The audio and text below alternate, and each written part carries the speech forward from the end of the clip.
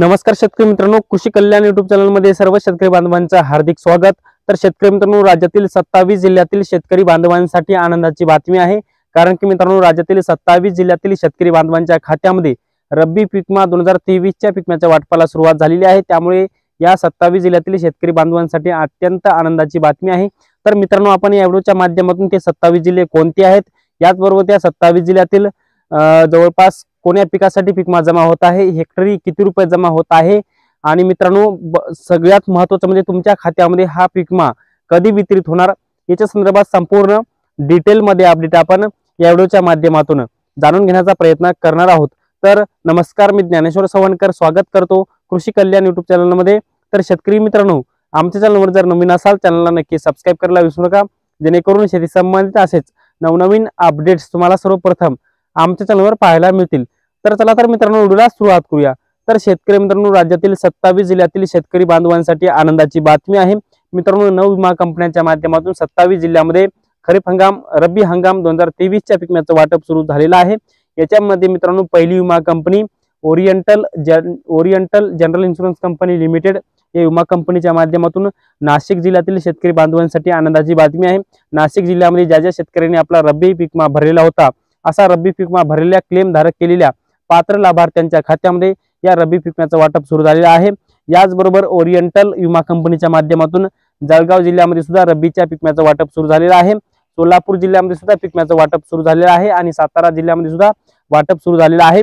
मित्रांनो, याच्यामध्ये सगळ्यात महत्त्वाचं म्हणजे ओरिएंटल जनरल इन्शुरन्स कंपनी लिमिटेडच्या माध्यमातून सोलापूर जिल्ह्यातील पात्र लाभार्थ्यांच्या खात्यामध्ये रब्बीच्या पीक विम्याचं वितरण हे सुरू झालेला आहे। आणि याच्यामध्ये जे काही आहे, सोलापूर जिल्हा ते दुष्काळी अनुदानासाठी मंजूर आहे, त्यामुळे दुष्काळ असल्यामुळे मोठ्या प्रमाणामध्ये रब्बीचा पीक विमा सुद्धा या जिल्ह्यातील शेतकरी बांधवांच्या खात्यामध्ये मिळण्याची शक्यता जास्त आहे। मित्रांनो, पुढची विमा कंपनी आहे AIC म्हणजेच भारतीय कृषी विमा कंपनी, आणि भारतीय कृषी विमा कंपनीच्या माध्यमातून सांगली, बीड, बुलढाणा आणि वाशिम या सर्व चारही जिल्ह्यामध्ये रब्बी पीक विमा 2023 चा या वर्षीचा पीक विमा वाटपाला सुरुवात झालेली आहे। मित्रांनो, पुढची विमा कंपनी आहे HDFC Ergo general insurance company limited या विमा कंपनीच्या माध्यमातून मित्रांनो अकोला, धुळे, पुणे आणि धाराशिव या सर्व जिल्ह्यामध्ये रब्बी पीक विमा 2023 पीक विमा वाटपाला सुरुवात झालेली आहे।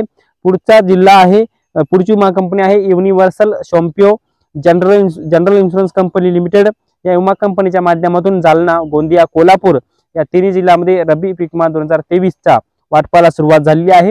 मित्रांनो, पुढची विमा कंपनी आहे ICICI Lombard general insurance company limited या विमा कंपनीच्या माध्यमातून परभणी जिल्हा असेल, वर्धा असेल किंवा नागपूर असेल या तिन्ही जिल्ह्यामध्ये वाटपाला सुरुवात झालेली आहे।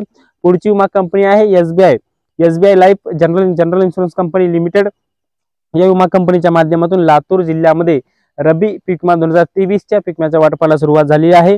पुढची विमा कंपनी आहे Reliance general insurance company limited या विमा कंपनीच्या माध्यमातून यवतमाळ, अमरावती आणि गडचिरोली या तिन्ही जिल्ह्यामध्ये रब्बी पीक विमा 2023 वाटपाला सुरुवात झालेली आहे। पुढची विमा कंपनी आहे United India general insurance company limited या विमा कंपनीच्या माध्यमातून नांदेड, ठाणे, रत्नागिरी आणि रायगड या चार जिल्ह्यामध्ये वाटपाला सुरुवात झालेली आहे। पुढची विमा कंपनी आहे Cholamandalam MES general insurance company limited या विमा कंपनीच्या माध्यमातून छत्रपती संभाजीनगर, भंडारा, पालघर, रायगड या सर्व जिल्ह्यामध्ये वाटपाला सुरुवात झालेली आहे। याच्यामध्ये मित्रांनो, जर आपण बघितलं तर रब्बी पीक विमा ज्या ज्या शेतकऱ्यांनी भरलेला होता त्या सर्व भरलेल्या पीक विमा भरलेल्या शेतकरी त्यापैकी ज्या ज्या शेतकऱ्यांनी आपले क्लेम केलेले होते आणि ज्या ज्या शेतकऱ्यांचे आपले क्लेम विमा कंपन्यांच्या माध्यमातून पात्र केलेले होते, अशा क्लेम पात्र केलेल्या शेतकरी बांधवांच्या खात्यामध्ये अखेर पीक विमा कंपन्यांच्या माध्यमातून रब्बीच्या पीक विम्याच्या वाटपाला सुरुवात झालेली आहे। याच्यामध्ये मित्रांनो जालना जिल्ह्याचा सुद्धा समावेश आहे। जालना जिल्ह्यामध्ये सुद्धा रब्बी पीक विमा वाटपाला सुरुवात झाली आहे।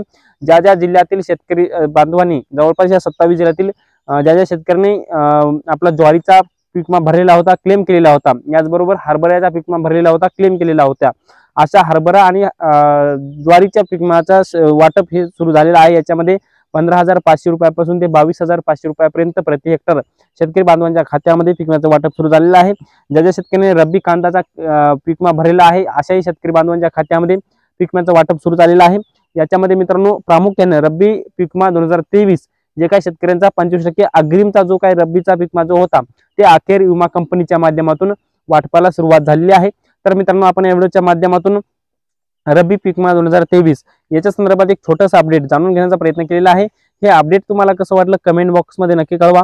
आणि शेवटी आमचे YouTube चॅनल कृषी कल्याण YouTube चॅनलवर जर नवीन असाल चॅनलला नक्की सबस्क्राईब करा। व्हिडिओ जर आवडला असेल तर व्हिडिओला एक लाईक करा। प्रत्येक शेतकरी बांधवांपर्यंत महत्त्वाची अशी माहिती शेअर करा।